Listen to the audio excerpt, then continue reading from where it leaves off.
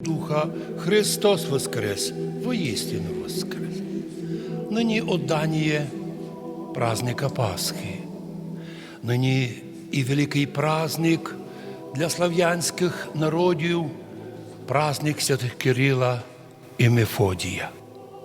Нині радость у многих слав'ян, бо саме благодать Пасхи принесли всі святі равноапостольні Кирил і Мефодій на наші землі. Християнство приходило на наші землі із самих древніх часів, бо у Європі Дунай і його одна з великих приток Тиса, котра починається на наших землях Святої Карпатської Руси, була настільки удобна, що легко можна було із далекої Австрії попливти по Дунаєві на Тисі у саму верхню, як називають історики, землю нашу Потисся. Значить, у Європі легко було добратися, поїздів не було, автомобільних дорог не було, но були чудесніші водяні артерії, котрі допомагали людям легко общатися. І якщо в древності можна було тут, у Ужгороді, лягти на плот, то легенько наганяєся, можна було пливти аж у Чорне море і коло берега Константинополь. Нині, маючи представлення, де ми живемо, яка наша земля нині, то споминаємо чудо із чудес, коли у древні времена Бог воздвиг двох братів, святих Кирила і Мефодія, до крещення, до прийняття монашества. То був Константин. Це двоє браття унікальні, кожен у-своєму. Мефодій – великолепний організатор, менеджер, великий управитель, способний організовувати, управляти, предвидіти события. Но Кирил, на відміну від старшого брата свого Мефодія, самий молодий був, но там такий був острий ум, така була висока начитаність і грамотність, що він у свої времена, навірно, постиг усі науки, но особливо проявилося в нього знання язиків.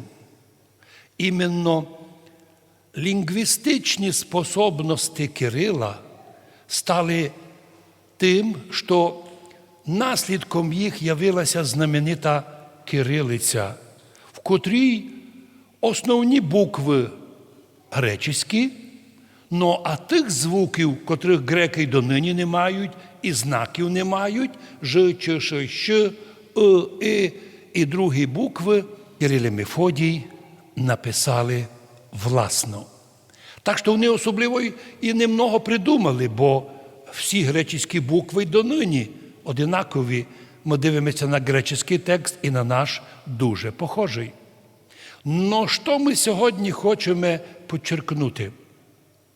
Кирил і Мефодій їхніми трудами, особливо чуть маленько пізніше трудами архієпископа Мефодія, коли відкрилася Панонська церква, Панонська Кирило-Мефодіївська церква, а він тоді возглавив її, з того часу функціонує і донині Кирило-Мефодіївська православна церква, котра розпространялася і на наші землі, аж вплоть до древнішого града в Європі Мукачева.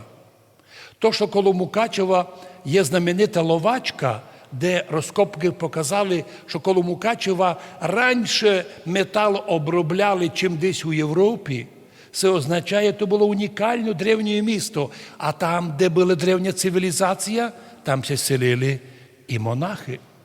Із древніших времен Мукачево – це місто селення духовних, тим більше, що Латориця притока Тиси.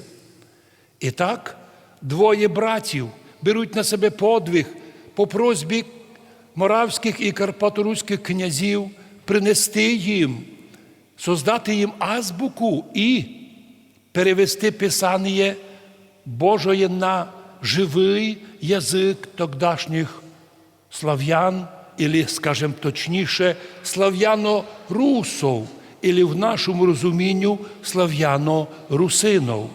Іменно в ті далекі часи народ говорив майже на єднакому язикові.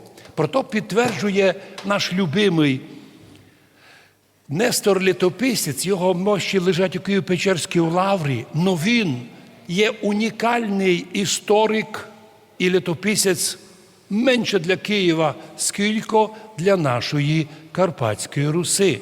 Це він підтверджує одно, коло котрого маса істориків проходять мимо.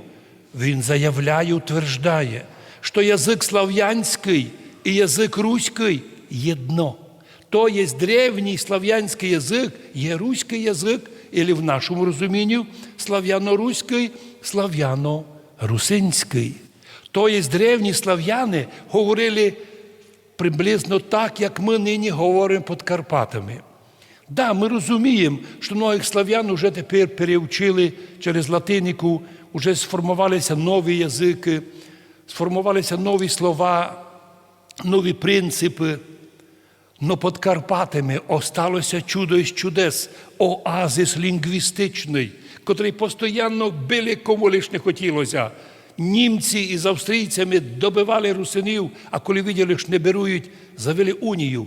А унія – це унікальний інструмент асиміляції нашого народу.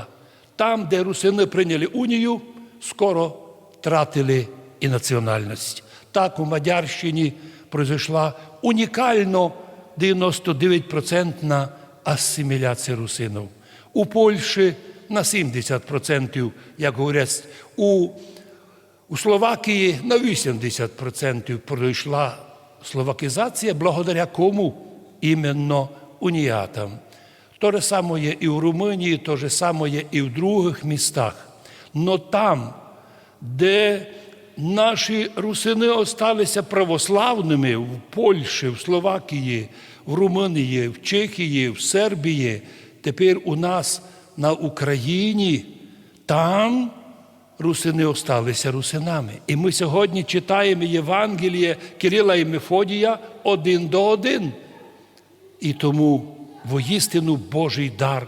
Нині Євангеліє прямо закликає нас словами Христа: доки світло з вами, та віруйте в світло, да будете синами світла. І ото призив до нас, бо цей світ, щоб управляти людьми, йому треба создавати различні гіпотези і теорії, щоб людей сліпити. Ілі по принципу, коли латинська поговорка вчила імператорів: розділяй народ, а потім їх над ними пануй, властвуй. Но Бог так дав, що наш народ 1150 років назад прийняв віру від Кирила і Мефодія. Тобто ми стали християнами православними.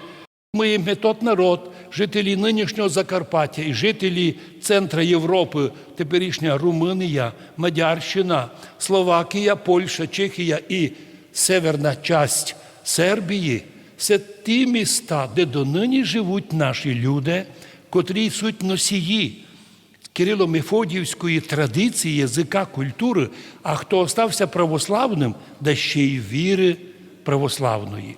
І до сих пор ми утверждаємо, що Кирило-Мефодіївська церква, а Мукачево було однією з древніших єпархій Кирило-Мефодіївської, то вона донині завжди була як єпархія самоуправляюча. І коли унія руйнувала православ'я в часи Австро-Венгрії, доста було Австро-Венгрії католицькій розпастися, щоб наразі підняло майже 90% людей до святого православ'я. Всі святі Карпаторуські, уєдно святим Кирилом Мефодієм, молити Бога за нас, бо ми зобразили вас на іконі нашій, в собор Карпаторуських святих, де Спаситель, Божа Мати наверху, а потім Кирил і Мефодій, аж так, святі наші. Ми віруємо, що цей собор унікальний.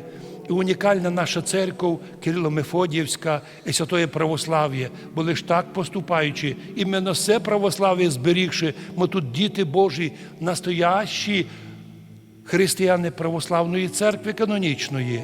настоячі громадяни своєї держави, нині України, а у вічності в'єдно з нашими святими і з собором Карпаторуських святих і наслідники Царства Божого. Амінь.